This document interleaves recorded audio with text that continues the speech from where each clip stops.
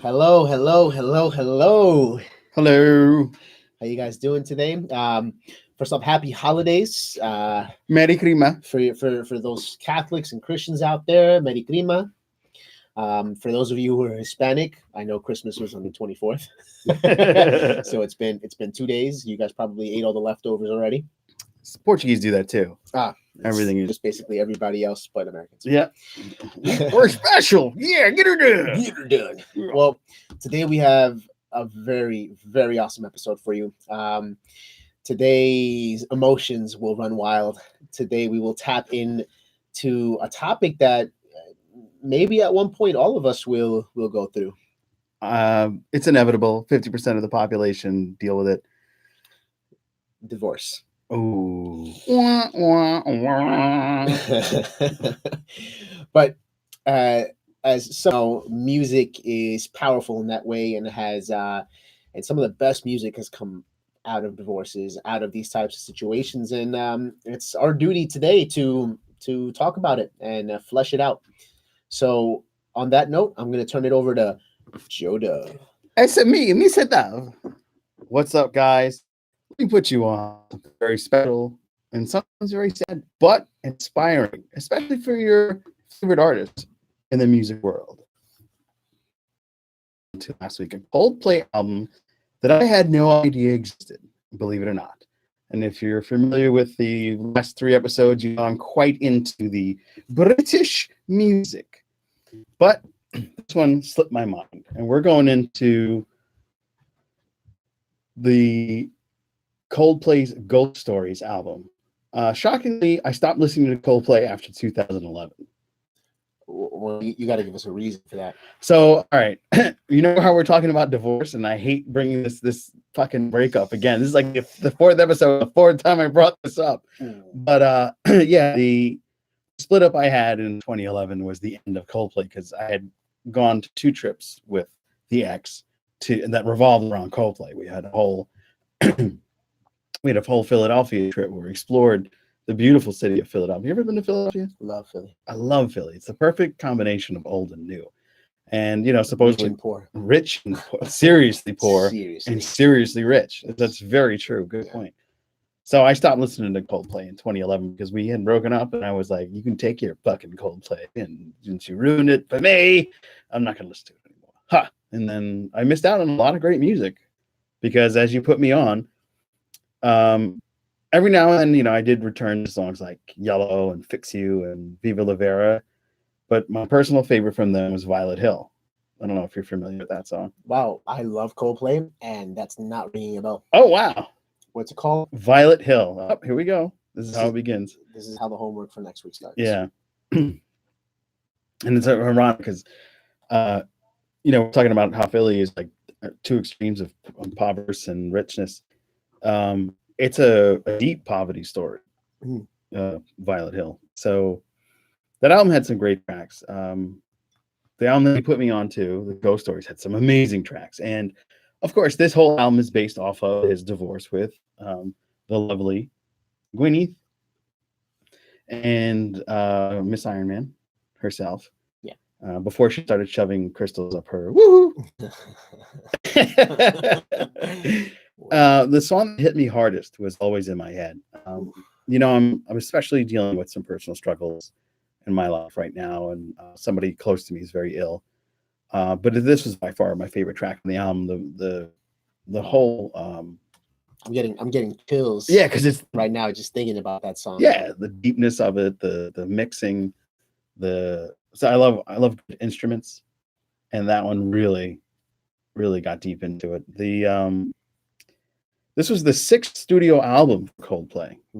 So let me just get into the album really quick, because this song gave me that out of my own space feeling. That's what I really needed this week with everything that I'm dealing with. So, you know, it was actually extraterrestrial to me almost. You know, it just got me to another level altogether. Just to be honest, I mean, I don't know if you guys are able to see this or not, but like, I'm literally like on the verge of crying just thinking of this, just thinking of the place that this album had in my life. So I'm really looking forward to hearing your experiences with this after I'm done really quick. I promise to be quick. Let me finish. Oh man, you're crying. So let me finish and then you can start crying. Okay. Welcome to the room, both of you guys.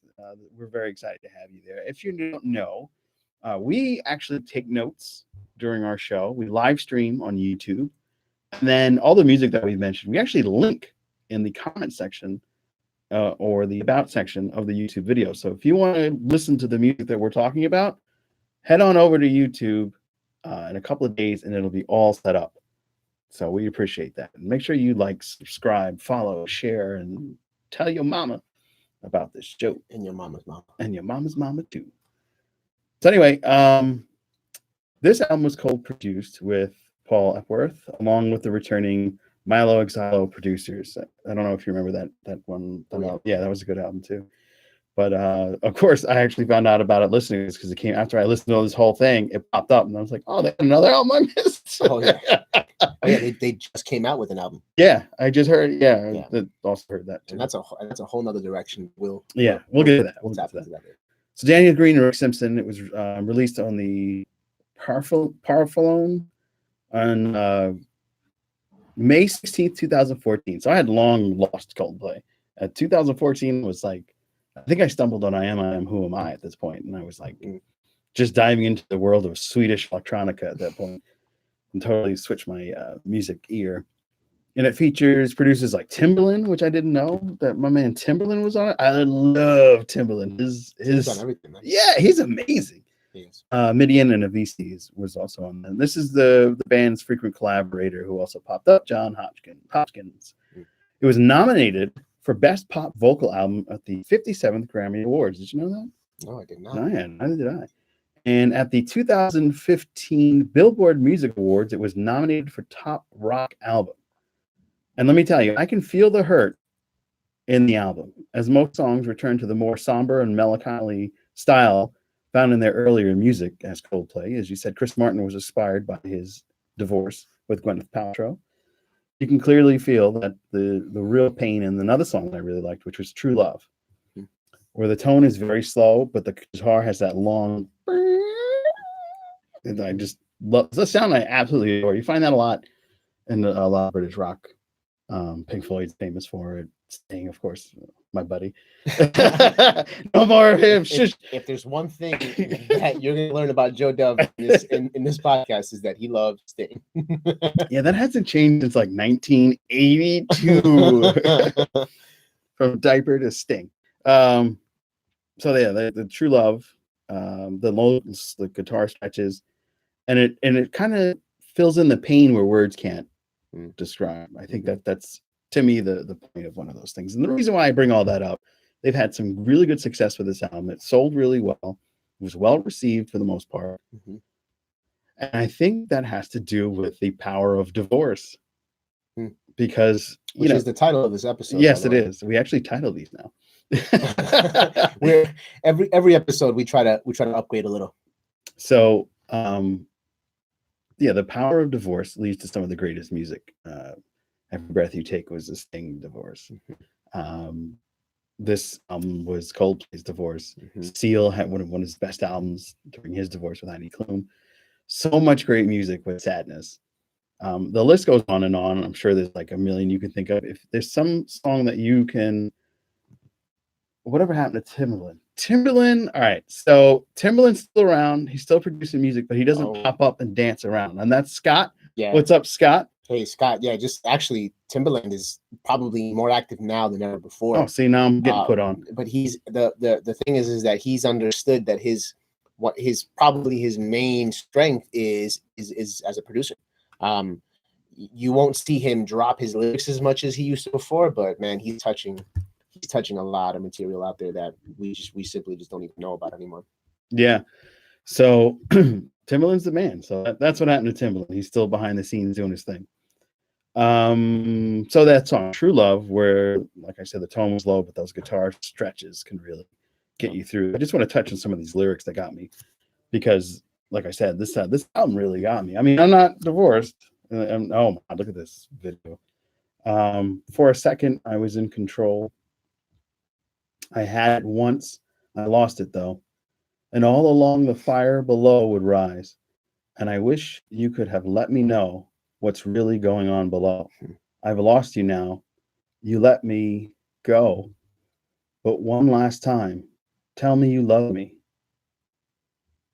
If you don't, then lie. Oh, lie to me. What a juxtaposition. Right? Oh my God. Because he's literally in the first 6 lines, he's asking her, why haven't you told me what's going on? But then he resolves to say, you know what? I mean, if you don't love me, then just lie to me. So he's contradicting himself, but in that contradiction is the truth. And the truth is that, you know, tell me what's going on. And even if it's you don't, and even if it is you don't want to be with me, lie to me, because I can't deal with the fact that you don't want to be with me. Deep.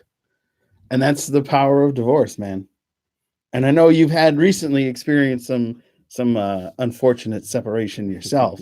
Yeah. So did you find yourself going back? Well, to make official, we are officially going into music saved my life section of the podcast. Yes, absolutely. Yeah, man. This is the reason why I put you onto this album, dude. See, I can't even speak about this album without getting like a emotional, heavy sensation in my chest. But yeah, you know, I had, right now I'm going through something, but when this album came out, I had broken up with my ex-girlfriend, and this was in between my next relationship. So this was a period of about a year and a half. And when this album came out, the first song that I heard on this album was actually called Magic. That is my favorite song on this album. And yeah, I did like that one too. That was a good. Magic that song Magic is so simple too, because he literally repeats the word magic tons of times. So it's not like this is a very lyric intensive song, but it's about the nuances of what he says. Now, I'll read you a little part at the end. You could sing. Why don't you sing it? No. And if you were to ask me, after all that we've been through, still believe in magic? And then he goes, well, yes, I do. Oh, yes, I do. And he repeats that a couple more times. Oh, yes, I do. Oh, yes, I do. And at the end, he changes it up slightly, which is just, of course I do. You know, and that pretty much sums up that period of my life where I was going through this hurt, I was going through this breakup. I was going through a transition period in my life where, you know, I think anybody out of a relationship is there. It's a period of rediscovery, right? You know, but and rebuilding. Exactly. But there's a lot of people who lose faith in relationships, in that quote unquote magic. But I've never been like that. If anything, just like he says, do you still believe in magic? Oh, 1000%. Because I knew that out of that struggle, out of that darkness that I was in, that magic that happens in relationships is bound to happen again. So of course I still believe in magic. Yeah, and I would say that this song, along with Oceans, yes, those two were really the ones that really impacted me. Oceans specifically because, you know, what I get from this song is that, you know, this is pretty much just like is him pouring out his heart, telling the world how alone he is, how, you know what I mean, he's pretty much in this ocean, you know what I mean, and you know, you think of an ocean, you think of the, you know, the largest body of mass on Earth, you know, with all these sea creatures and all these things living in it with you, and you know, how can you be alone? But he still was, and that's kind of how I felt. You know, I felt like, yeah, I had my friends, I had my family, I had things going on around me, but losing that person that was so dear to me and so close, and I had shared so many moments with, you know, I could be in a room with 50 people and still feel alone. And so to tie that back into now, this album came out. When did this album come out? May 15th, 2014. 2014. So in 2015, I got into a relationship, and that relationship lasted all up until this year. So I Ooh. was with her for 7 years. We were married this year, and we got divorced this year as well. Um, at the end of the day, it's a blessing, you know. Oh, absolutely. I'm definitely, it definitely something. It's definitely something that should have that needed to happen, and it happened at the right time because we don't resent each other. We're able to be civil, but it just, it just goes to show, it just goes to show you, just to tie it back to the beginning, that divorce is powerful, because from that divorce, from that breakup, I've been making nonstop music. I've been pouring myself into my music, and the material that's coming out is incredible. I agree. I mean, if you listen to our theme, you can hear some of that incredible power. That's yeah, it's just like you said. But that's it for me. Coldplay definitely has done it, but this album specifically just holds a very important part. Now, I just want to hit up our boys in the room here. So for AJ, yeah, Timberland did some great work with Bubba Sparks. You're absolutely right. Out of everything, he said Bubba Sparks. Bubba right? Sparks, yeah. Thank you, bro. Thank you, AJ. Yeah, absolutely. And Scott, yeah, a great divorce album was Marvin Gaye, For You, My Dear. And, he's no longer with us, unfortunately, Marvin. Scott's also not with us anymore. He left the chat room. Oh, that's it. He had enough. He had enough. But he's probably on his traveling, because Scott is one of the original members of 2bscene.com. Oh. And it was nice to see Scott pop in for a quick sec and share some of his favorites with him. And that's the Marvin Gaye is also, that divorce album is with Sexual Healing. So I have a feeling that's probably another trick of the keys that I might have to dive into for another episode. Maybe Sexual Healing is about divorce. Like, all right, you left me, but I'm gonna bang everybody I can find.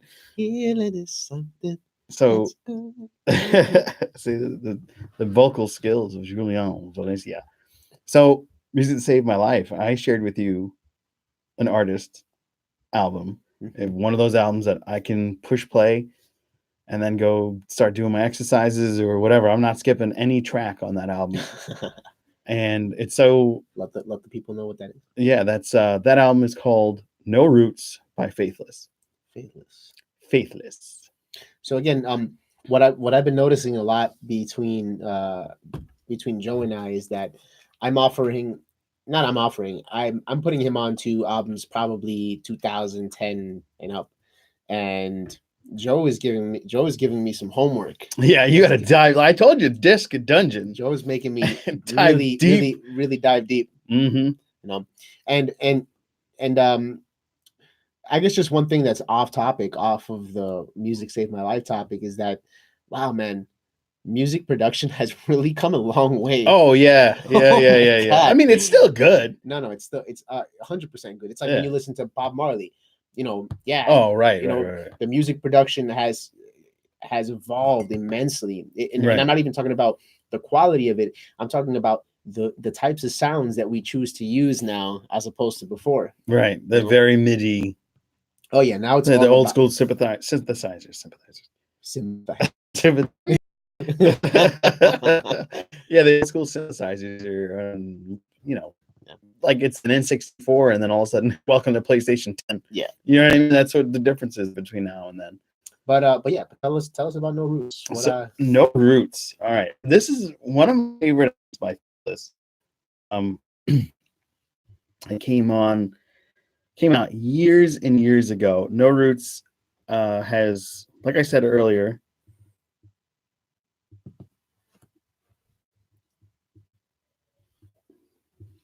it runs the gamut between many facets of your life: infatuation, love, marriage, childbearing, childbirth, and of course, divorce. No Roots is the fourth studio album by British electronic music act Faithless. Now, you want to know how far long ago this was? 2004. So I made you go deep, deep, deep in the dungeon. I was 14 years old. Oh my God. I'm not going to say how old I was. So this album I really like because one of the things about Faithless is they start throwing a bunch of different vocal artists on it. Mm. They have songs with one of my current favorite vocalists, Johnson, and she is amazing. She has a very like almost. So her name's Zoe Johnson, and that's someone on the current album, the last album. She has such a ghastly, like not ghastly look, but she has a very distinct look, and her voice is almost ghostly. It's very haunting, and it's beautiful though. So it's like the ghost you fall in love with, like the Pirate's Bride. I don't know if you've ever heard of like those folklorish things. But this album features, like per usual, different vocals from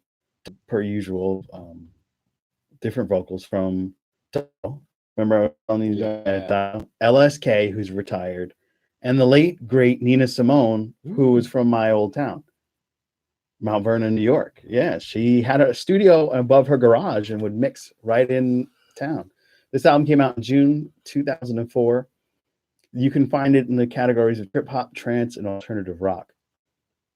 It was actually featured in the FIFA Awards years ago. So a lot of fun information there. So this starts off with this intro. That's you think it's going to be like a reggae album. No roots, no trees, no family, no way. And then you're like, oh, okay, so this is going to be, and then it strips in the weapons of mass destruction. You know, it's a very political song, which is something that a lot of Caribbean music can lead to, but this is not where that's going. It went into like this left steer totally and went into like a trance trip hop song. And then I Want More. It's that Lust song that I was telling you about. I Want More Part 1 and Part 2. And those songs are typical. They have the LSK version, which is, hey, friend, your misery bewilders me. I'll come in never satisfied or gratified. 4 rooms and a room and a roof and electricity. And it just gets into like settling in life, which is something I really dug because in 2004, things kind of were like stabilizing. We had a very rough 2002. 2004, things were getting better. My mom actually, who was extremely disabled, had a surgery, was walking again. And we went to our first concert in 2002. And in 2004, she was rocking the mic. She was running around. And we were having a good time. So this album happens to be in an era of good times for me. So, you know, a lot of the songs were fun. And then the I Want More version, that's more of like a running track beat. So you get so much out of this album because it pops around between high-paced melodies and deep trip hop sounds, and then gets into something almost sad because, you know, in the end, gets into very harsh poverty. You had it all, you lost it all, you know. And it's like it gets into a story about 2 children. One, and LSK sings one track, and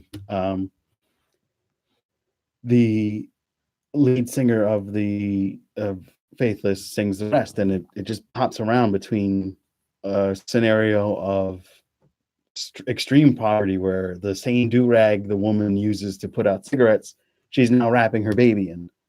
Whereas LSK's version is, yeah, you know, I came home and there's lights and everything's good. You know, it's just so amazing to listen to this album. I highly recommend it, and it'll be in the comment section and the information section of the YouTube video. So make sure you come back and check it out. And then, of course, the main track, No Roots. Did you listen? What did you think of that song, that album? Let me hear your thoughts on it. All right, so I have to start off with saying that I also thought it was a reggae album. Yep. Then I started to see this album shift into this trance. I call it the Matrix feel. Yeah. Because whenever I think of the music in the Matrix, that's kind of where it brings me back to. Yeah. I can understand that. Same time Matrix came out. Like, oh yeah. One of the ending. I think the Revolutions came out. Actually, I wonder if any of their songs were used. No. In the Matrix. No. No. Okay. Because I would have been put onto them a long fucking time ago. Are you asking me what do I think about the music? Or... Yeah. Let me hear what you think about the music, and then Favorite songs? Like I broke down Yeah. my favorite songs from the Coldplay album. It has to be. I'm pretty much going to say the same thing as I did last time, and I know this is like very closed minded of me, but it's just how I feel, guys. And this is my podcast, so fuck you. You get to do what you want. I really have to say that like that the production is something that jars me right away. And it's not to say that it's bad. It's just to say it just makes me realize how stuck I am in these times now. Mm-hmm. You know how used to yeah how basically how I'm comfortable with the way this things are being made, music is being made sonically nowadays. So when I hear an album like No Roots, uh, my first reaction is to think like, oh wow, like this production sucks. But ouch. But that's not the case, right? Because we're talking about an album in 2004. We're talking about the best of the best from that time. The gentleman's voice, Yeah, the way that he sings, I love his lyrics. yeah, Right, his lyrics. I love lyrics. I necessarily subscribe to how he sings or the it's very like a smoke. He must smoke. That's what I get from his voice. It's very like almost raspy, smoker issues. Yeah, I mean, you know, again, this is so subjective because I listen to bands where like the guy sounds like he's croaking every single time, but I love it, you know, and that's not always the case. And in this case, I wasn't really feeling his voice, but I was much more engaged by the lyricism behind it. His name is Maxi Jazz.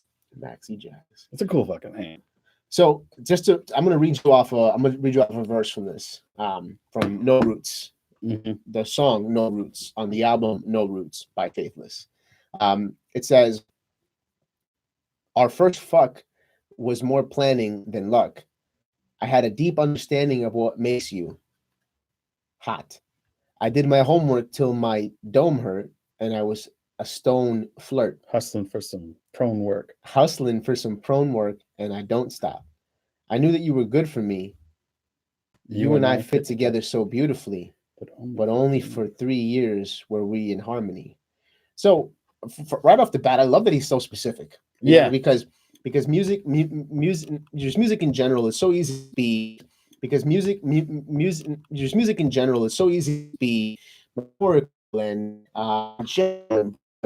and even it's great when you're singing a song like Pharrell, like "Oh, so lucky," you know what I mean? Like it's a feel good song. You don't need to get too into depth. We get it. Everybody feels good.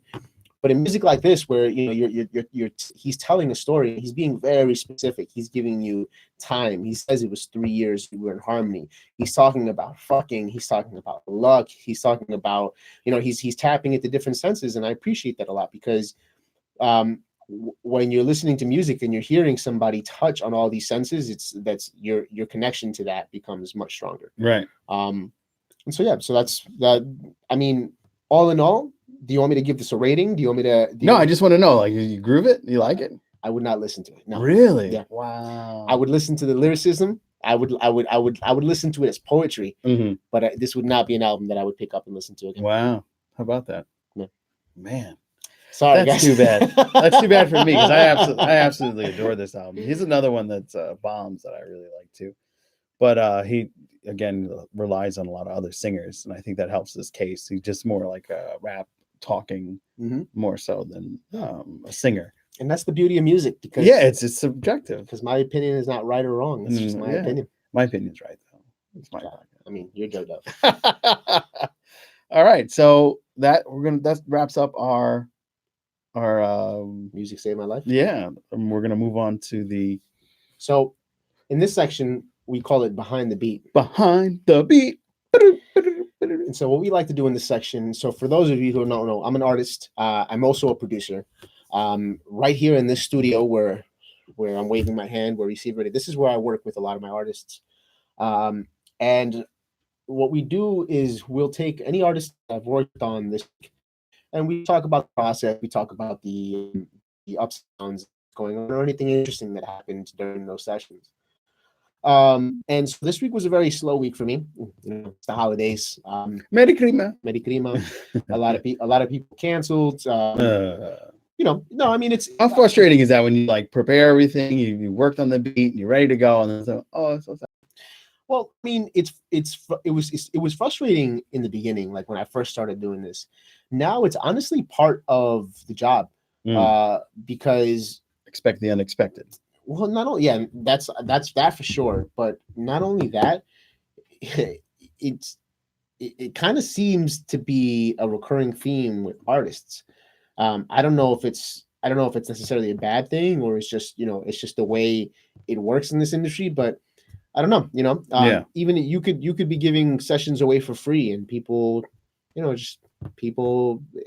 I don't know. It works on their time. I don't know. I have yet to figure this out. I'm a I'm a noob in the sense that I've been working consistently with artists probably now for about a year, but Mhm. I've been producing and making music for a while now. So it doesn't, it doesn't, it's neither here nor there, because at the end of the day, if an artist cancels, I'm working on my own stuff. Yeah.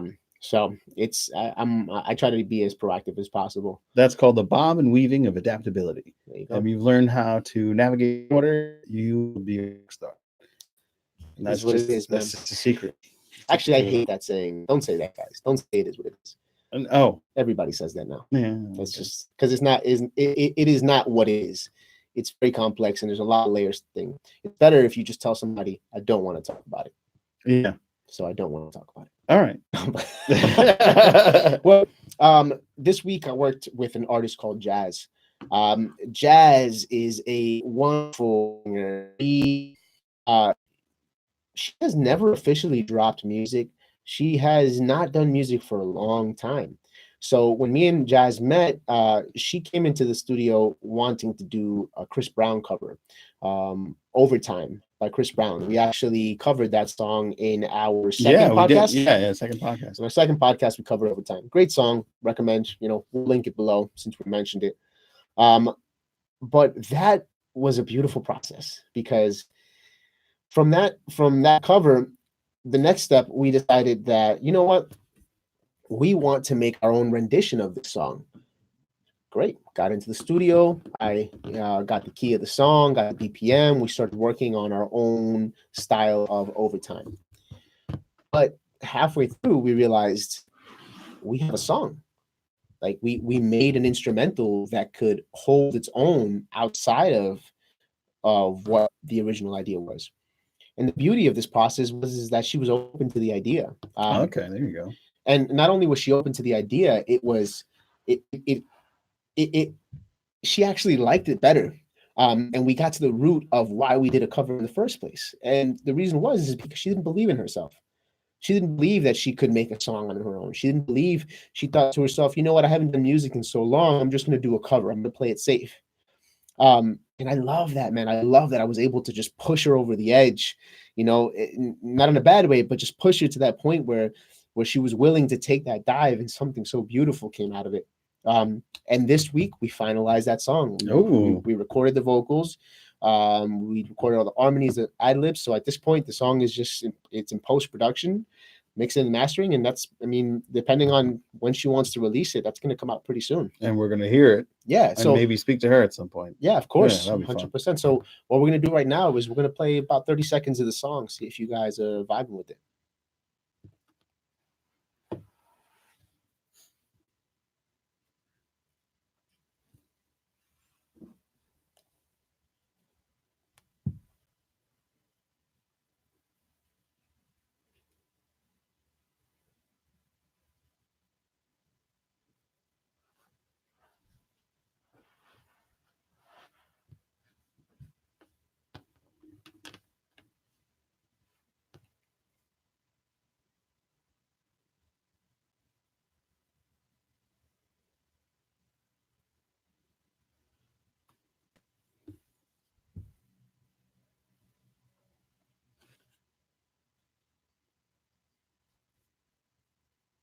All right, guys. For those of you live, we apologize. We know that putting in the audio of the song is going to sound much better. So definitely, when this podcast comes out, just listen to this part again. The Jazz switching it up will be available. Yeah, and that's another reason why you should subscribe to the podcast, so that those of you who are listening live can hear things that you would normally miss out on the live version. And those of you who are listening to the podcast, make sure you come to the live version or visit tobeseen.com so that you can get the links and other fun fathomables when you get down to, that's not a word, but who cares? When you get down to the live page, and you can listen to the music that we've mentioned and spoken about and make your own decision. If you liked Faithless as much as I do, let me know I'm right.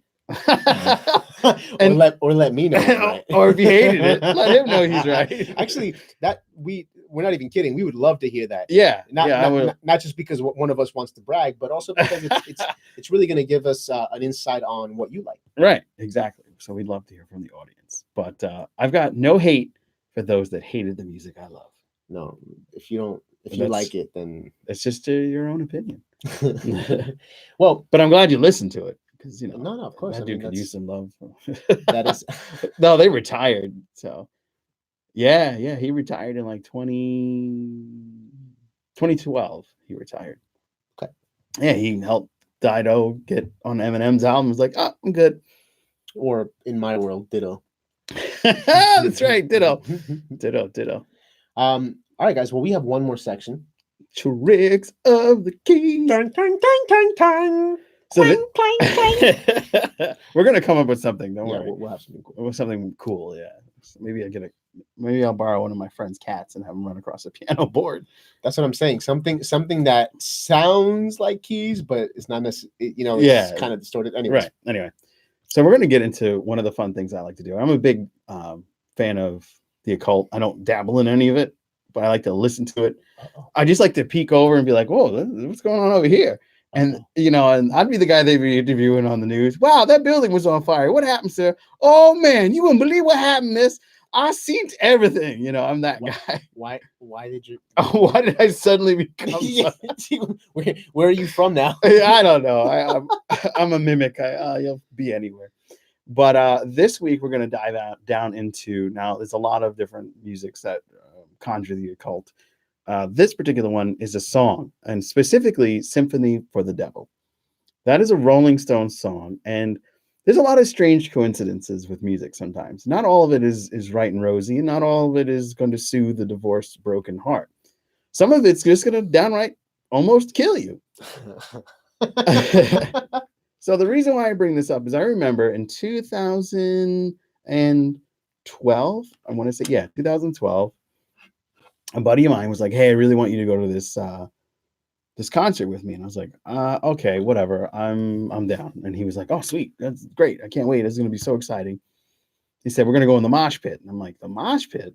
I'm not doing that." I'm like, at the time, younger than I am now, but old enough not to be going in a mosh pit. Got it. You're not going to know my age. So he's like, yeah, it'll be fine. Don't worry. There's going to be a cover band. There's Stones cover band.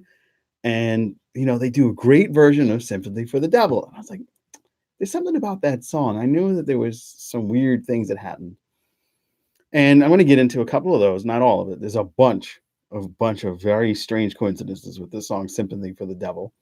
And right when we were on our way to go, we're going to pick up our little buddy, and he calls and said, "Yo, the band's not going to play." The band was playing Sympathy for the Devil, and a brawl broke out, and they had to end the concert, so we're not going.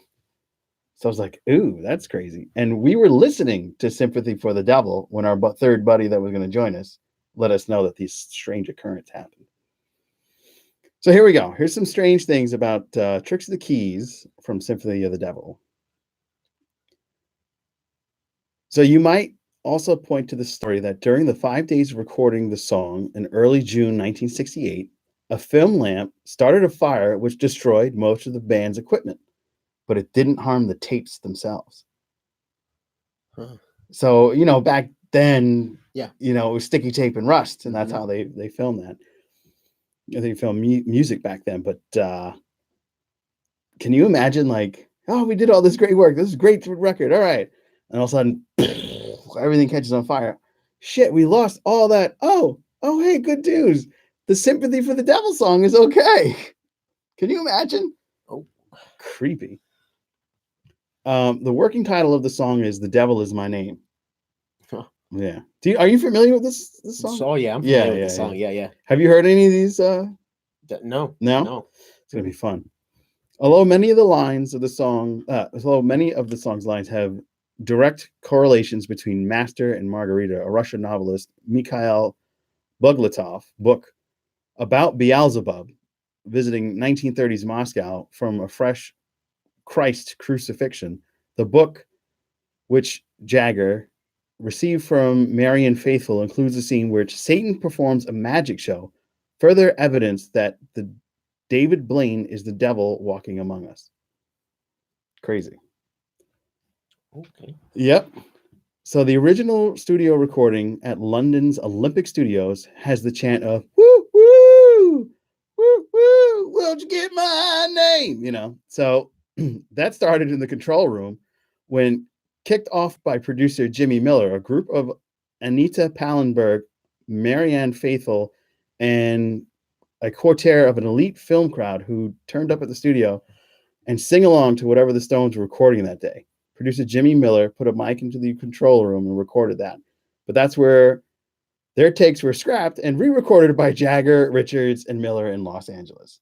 So there's probably a version of this song floating around, which features the other artists, and it probably sounds better because those are some very good vocals. So there's a line in the song that says, "Who killed the Kennedys?" That originally went, "Who killed Kennedy?" But it was changed. Can you imagine why? Because this was done in the 60s when Robert Kennedy was shot right while the recording of this song was underway. Hmm. Isn't that strange? Yeah. Can you imagine, like, oh, you're going to do the song Sympathy of the Devil, and it features one of the Kennedys, and oh, one of them got killed earlier. Oh, now here's the other one. Kennedys. Yeah, Kennedys. Kennedys. I was just watching The Irishman. Oh, movie, yeah. So, very, very entwined with the Kennedys. Yeah, you take that flag. Don't put it all the way.